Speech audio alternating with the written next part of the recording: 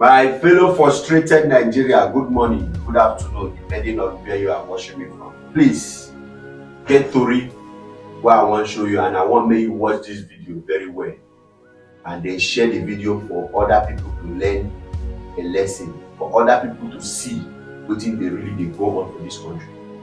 Before I come back on talk what I want to talk, watch this guy video. Watch him and let me know. With this video, I know I'm going to offend a lot of people, most especially the northerners, to me, that I think might not be, if you are not reasonable, this may annoy you and you may feel bitter. But I think it's high time we tell ourselves the truth. And what is that I want to say? Is it the fact is what has happened in Uromi should be an eye-opener to the northerners. And what do I mean by that? Gone are the eras when people produce children that they cannot cater for. And at the end of the day, the children grow up and go to other states and be doing menial jobs like shoeshana, cutting of grass, babambola, and the rest of it. That is what is causing sea finish. If I must use that word just like I used for the military at a point in time, I say now sea finish, they cause all these things. Well, those things may be embedded in religious, whatever, it may have a religious affiliation, but I actually don't believe in that, because I have a lot of good Muslims that don't see life that way. They believe in responsibility. I'm not trying to discourage Al-Majri in any way, but the Al-Majri should be well structured in such a way that it shouldn't be an avenue where somebody will produce children that he can't cater for, and the only thing he has left is just to push them into Al-Majri or not be responsible to them. And we should try to get rid of marrying a lot of women and having so many children that at the end of the day we are not responsible. That is what is giving birth to all this. You don't command respect from anybody by so doing. The world is evolving. If you look at it, let's take it memory lane. All that has been happening, the unaliving and the ill treatment, whatever, is just meted on the poor. The poor common people you have on the streets. That is just it. We have a lot of northerners in the south and the east that are doing well.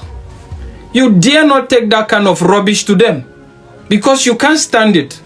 They command so much respect, they command so much resources that if you try to rubbish them, I'm telling you, all hell will lose broke. And you can't stand it. They don't try them. Do you see them being mobbed? They don't mob them, because these are people that were brought up by responsible parents, responsible families, and at the end of the day, they pursue their career and they relocated to wherever they're going and they establish themselves as an authority. So it's high time we have a debate around that. The era of having children that you can't be responsible for has gone. The world is evolving. And they say the only constant thing in life is change, and only those that have the ability to adapt that survives. Even the so-called violence, a lot of people are threatening to make violence or whatever. It has evolved. You can only make violence on the poor like you. The rich have so insulated themselves with government resources, with so much security that you can't near them. So at the end of the day, I'm still going to be repeating, it's going to be a battle for the poor against the poor. If you feel retaliation is the answer, that is not just it. And again, I think it's high time as northerners, we should call a lot of our Islamic scholars, our cleric scholars, both Islam and even Christians, that are deceiving you people, that are making you think that this religion is more difficult and this religion is more about sacrificing yourself and not living to enjoy the dividends of life. That era has gone. That era has gone. Let's disabuse our mind from that. The fact is, this life is simple if you understand the basic principles and concept. And it doesn't necessarily mean that you are going to be worldly or you are going to be wayward. You can still maintain your moral and religious stand, and at the same time you are very respected and very objective in everything you do. Look at Saudi Arabia. Are they not Islams? Who dare you assault a person from Saudi Arabia or look down on him, because there seems to be a kind of a balance. You don't allow a kind of myopic and fanatic scholars to come and ruin your life for you, all in the name of religion. We need to wake up and leave all those stuffs. It's not helping anybody. What I'm just trying to say is, until they not learn to command respect from their counterparts, until they not learn to command respect by living a comfortable and a very respectable life, nobody will respect you. They will think life is cheap. And that is why a lot of all these things will happen. They know there's nothing you can do. All you can do is rant. Or if you even want to retaliate, you can't retaliate on the people that have made this evil. You can only retaliate on poor people like you. I keep saying this. And I'm still going to repeat this, that the problem of the North is the North. Whether you're happy with it or you're not. Let's stop all these things. Let's stop all these things. Development, civilization, and a lot of it will not stop you from practicing your religion. But don't allow people, and I need to say this to the youths, don't allow people that have wasted their life in delusion trying to come and tell you religion the way they feel is supposed to be, that has not even paid them, has not even favored them. Live your life. At the end of the day, if you're alive so long to see what it takes to be alive and what religion is all about, you get to see that religion is all about being good. Just be good to yourself. Be good to yourself, be good to your neighbors, and nothing more. Forget about the technicalities. Don't bother about people that are not worshiping the same religion with you. This one is not God, this one is... That is not your problem. The problem is just be good and be productive. And you command respect. Bello made a video recently in regards how some of the religious leaders are also beneficiaries from the government.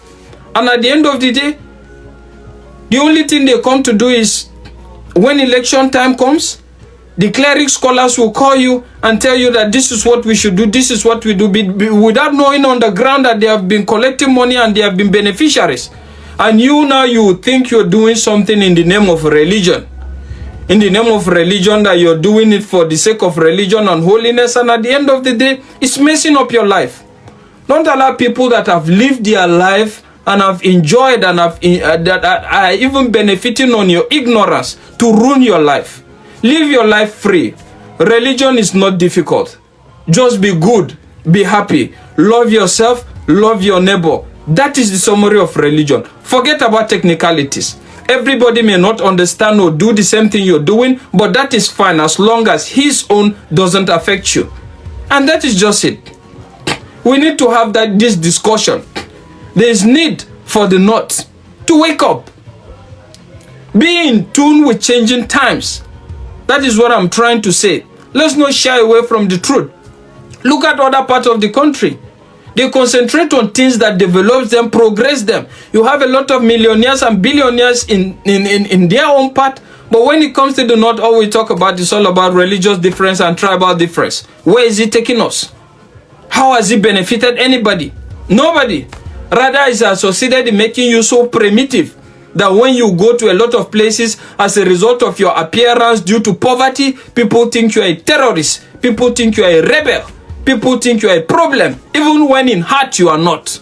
So till you get to make yourself better, nobody will respect you. Nobody will appreciate you. And most importantly, say no to fanatical religious ideologies. Live your life. Live free. Try your best. Believe in God. Love humanity. Love yourself. And that is the summary. Nothing more. God help us all. All right. I think you don't watch the video waiting the guy talk. Waiting the guy talk, he no wrong anybody. And there is freedom of speech and there is freedom of expression.